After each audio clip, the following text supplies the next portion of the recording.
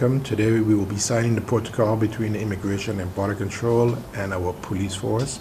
It's something we started working on last year, and now it is finally materialized, and then I will give the word to Chief John and Mr. Ponefleck for their comments as well. Thank you. It is not naturally for us a step forward having this protocol signed between the two organizations. It's also one of the steps we have to make to protect our borders. It cannot be so that the administrative part of immigration on the island and the control part at the borders are not in sync with each other and cannot see each other's information. So it's mainly about that part of it, that we can readily have information from each other, where we can also make the right decisions for anyone entering to the country. So for us, it's a big step doing this. Immigration part, the administrative part of the immigration services, to us also it's a great deal and a big milestone for the signing of this protocol, where the basis will be set that the information gathering and information sharing has the foundation for that to be done. In the past, naturally, we worked together already, but now everything is set to car, and hopefully we will continue with that with other entities that we will have to sign protocols with too. But this is a big milestone today and a step forward in getting things done for Country St. Maarten. Our task actually in preparing the protocol was to make sure that we cover all the areas in which we would need to share information, and not only information, but there are certain tasks within the confines of our authorities that we would need to border on the shoulders of the executive of the immigration operation.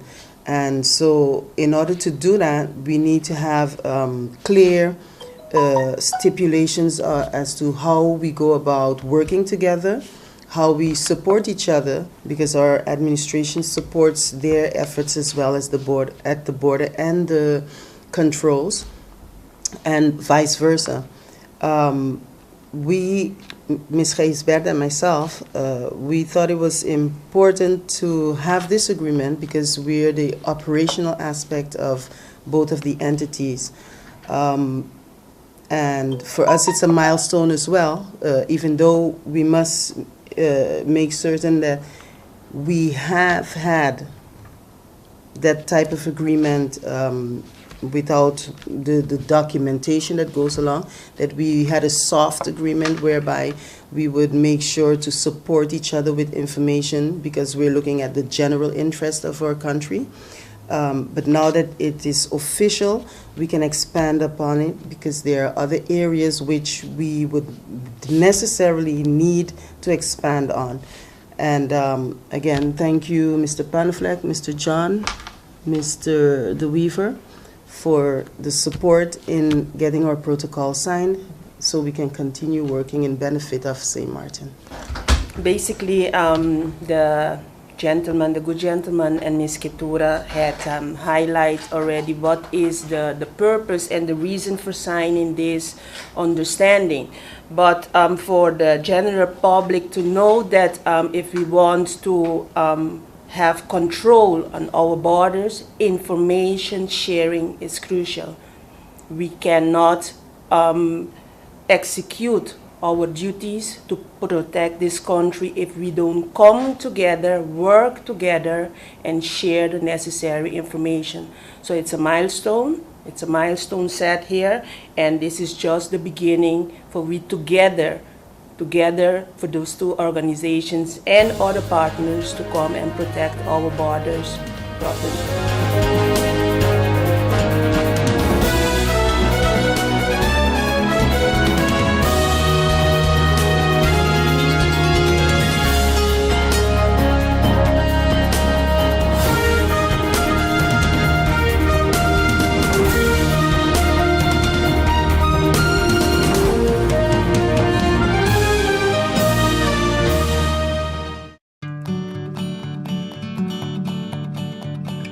It's been said that behind every door, possibility awaits.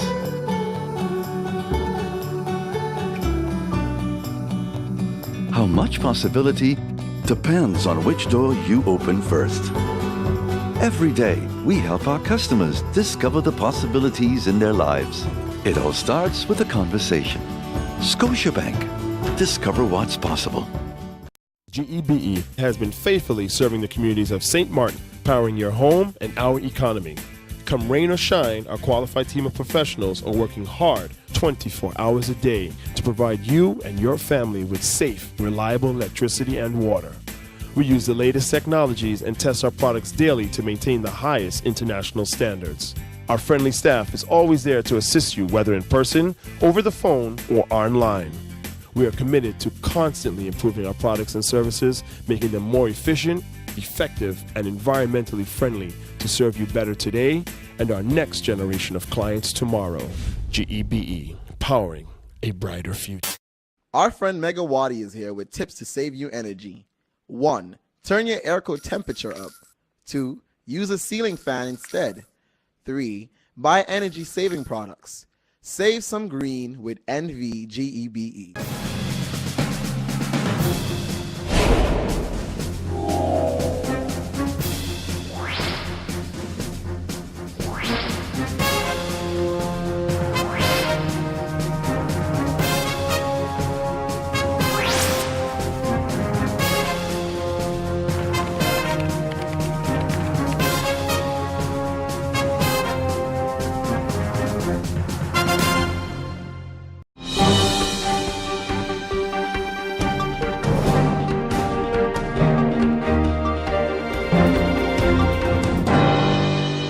On behalf of the $100 Million Foundation, we would like to present this financial grant on behalf of the families to the School of St. Joseph's.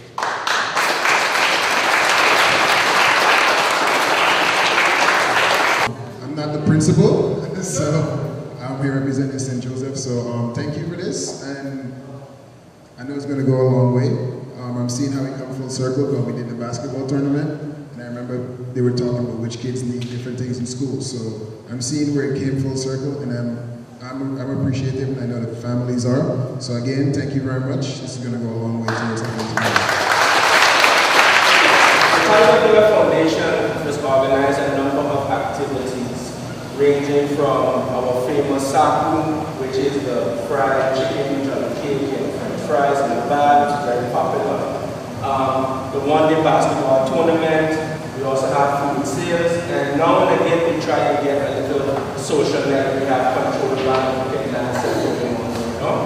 And all of the proceeds from our fundraising activities goes towards our Help a Parent project. Now, the Help a Parent project, again as I said earlier, is designed specifically to provide assistance to families, sometimes to no fault of their own, require assistance in order to cover their parental contribution to their child's education.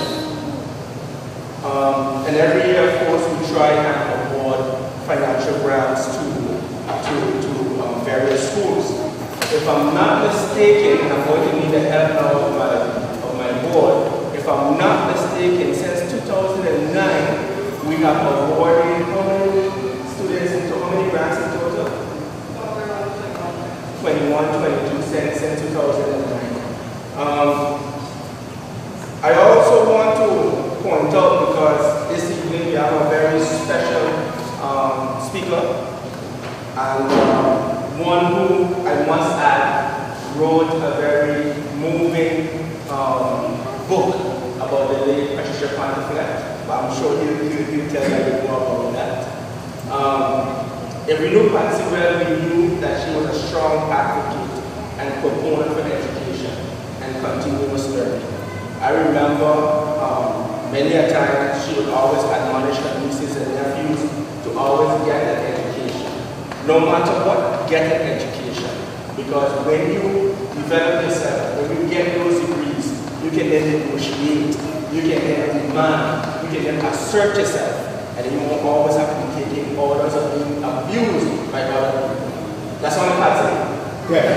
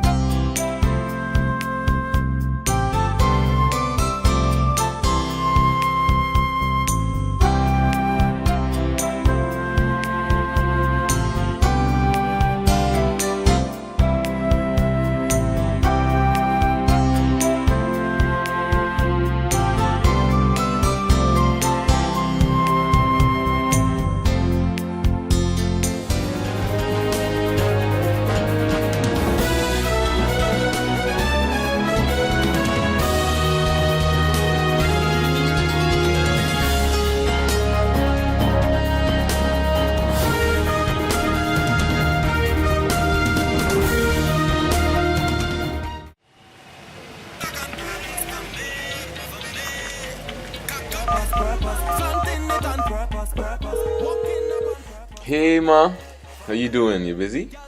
I hear, just paying some bills, taking care of business, you know what it is? I know, you're doing your online banking. I don't have to stand in those long lines to pay bills.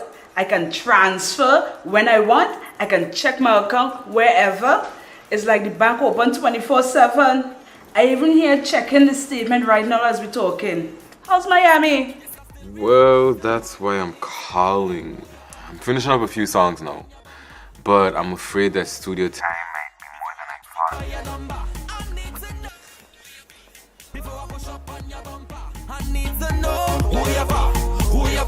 thought. And I was wondering if I could get some help with some funds, and I could pay you back as soon as I get back to St. Martin. Let me check my account. How much you need? I think 500 should be enough. I can transfer it to you while online. Direct from me to you. No problem. Great. Thank you so much, Ma. I'll get online with Viv now. Alright, darling. You know who you're for? I need to know who you're for. Contact WIB today for your complete personal online banking experience. Available for all mobile devices. The Wynwood Islands Bank, now your online banking partner in progress. Who you're for.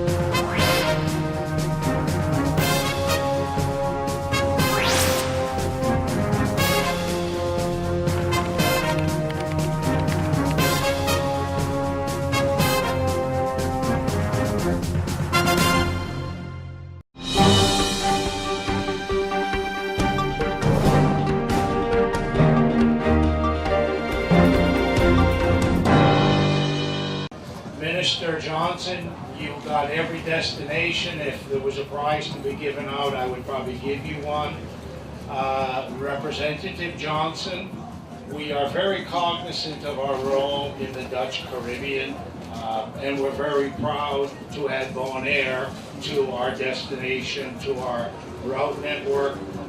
We're the only airline serving all the Dutch Caribbean with virtually daily service, and we're very proud of that. Winair welcomes you to the official opening of Winair's headquarters, which has been rebuilt after the destruction brought on in the aftermath of Hurricanes Irma and Maria in 2017. On behalf of Winair, thanks to our employees, our management, for their efforts and patience and can-do attitude over the past 18 months. Truly a challenging time for us, but we overcame all those challenges, and I couldn't be more proud to lead such a team. Our thanks to then Prime Minister in 2010, Sarah Westcott Williams, and Mr. Michael Ferrier, who were charged with restructuring the airline. Our most sincere thanks goes out to those two very resilient people. Our contractors, Faro Construction, St. Martin Drywall, Caribserve, Electech, Dontel Cabling, the beautiful signage you will see around the building when we enter the building. Again, I'm sorry, one of our contractors who is very visible, Trax Design, for their efforts in rebuilding our headquarters, but also Mr. Grayo alluded to the buildings behind us. They were also totally wiped out and have been totally rebuilt in the same image as what you're going to see in a few minutes. Our founders, Captain George Grayo. Where are you, Mr. Grayo?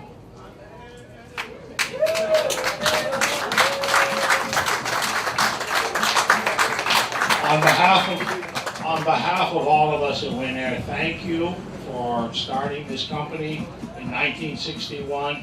We are all here because of you. Mr. Faustin Leday stopped in my office yesterday. He's recuperating and going on a family vacation. He sends his best regards to everyone. Another visionary, Norman Chester Watty, who is represented here tonight by his lovely daughter Brenda Watty. We say thank you. To those entrepreneurs who had the foresight to create Winair.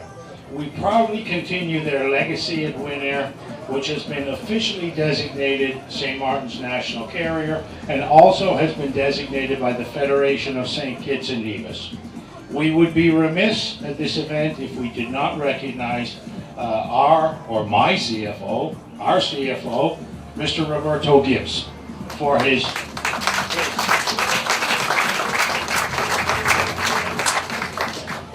acute financial skills to ensure Winair's financial well-being in the past 18 months while we were going out and rebuilding, but also in the past 5 years. Thank you, Roberto. Mr. Edwin Hodge. You know, I can never find the guy when I want it. Mr. Edwin Hodge, thank you for your leadership working with our contracting team to complete this project.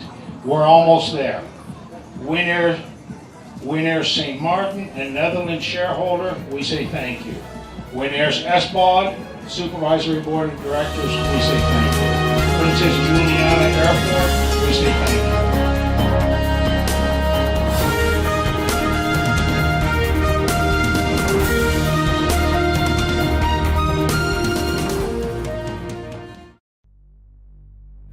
Hello, St. Martin. My name is Stephanie Medina, and I play football with the Walichi Women's soccer team.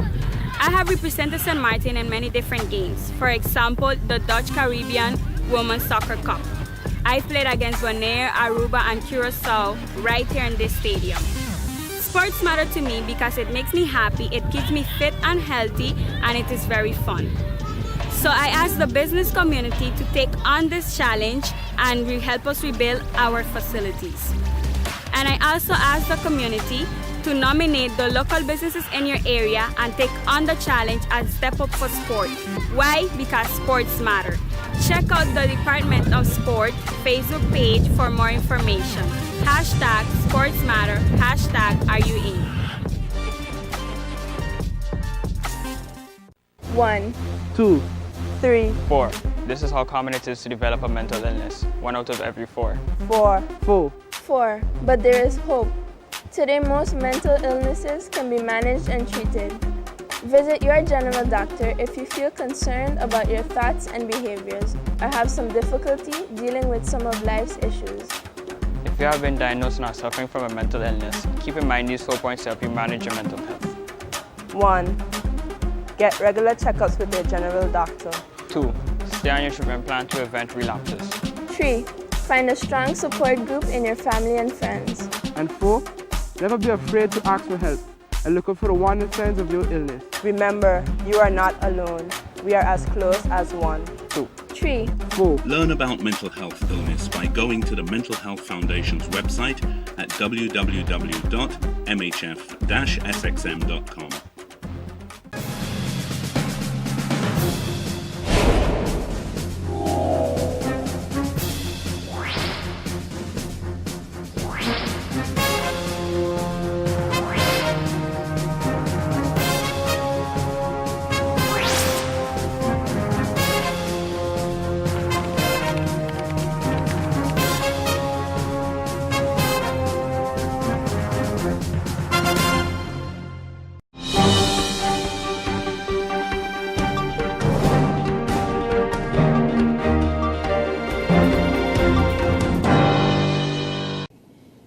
If we took a little further look into how wet this or dry the season was.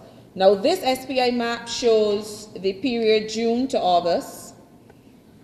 And we also see here a forecast that was made from the Caribbean Climate Outlook Forum for the same period.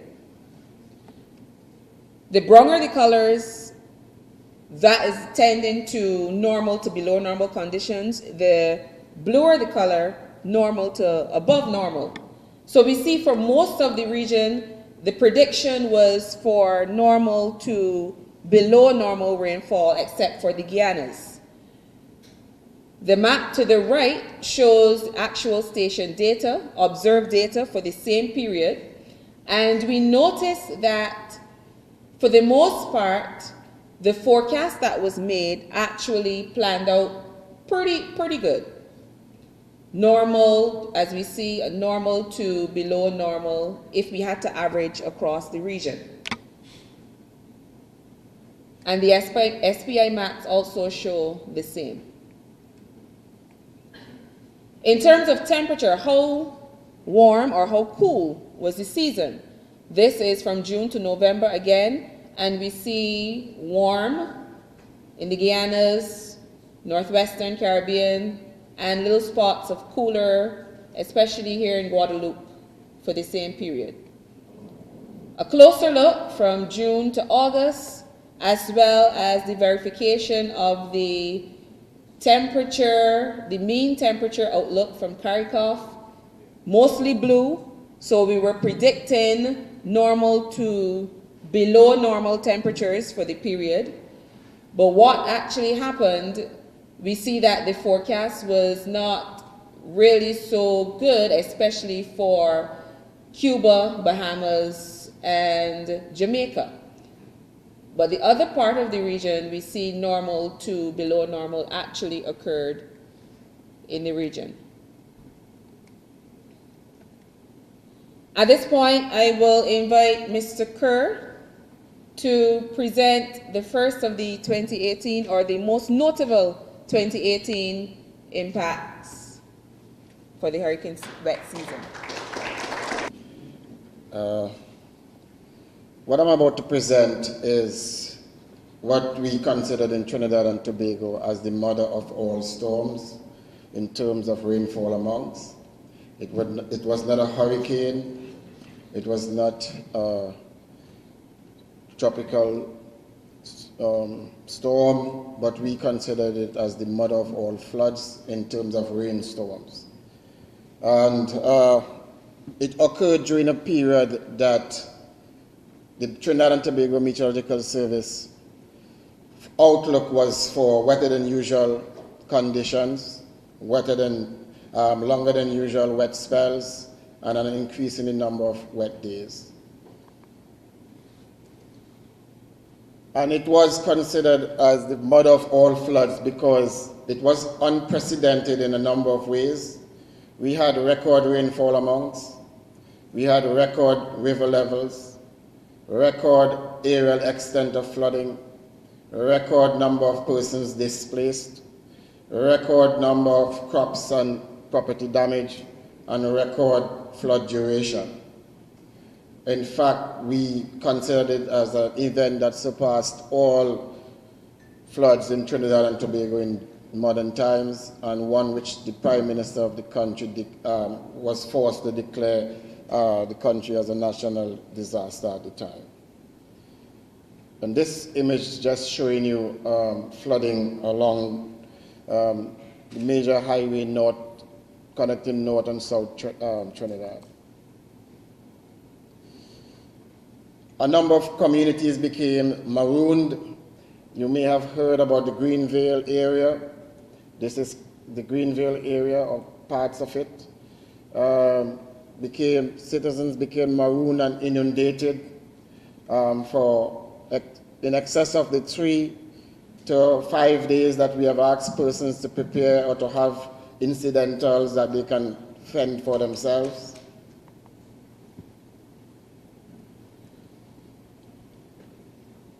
This is the Greenvale area. A lot of citizens, the damage and loss to their property was substantial. Some persons who felt that maybe they can drive through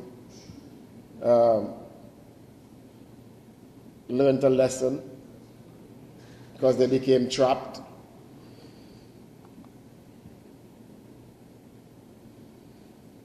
These are areas where there are no seas close by, yet there are pirogues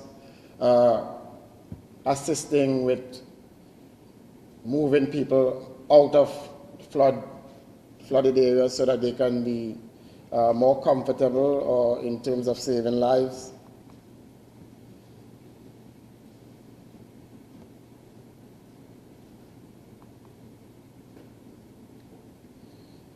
It took a village to really come together and really assist those who were really in need of assistance, from the young to the old, including the pets, needed to be rescued.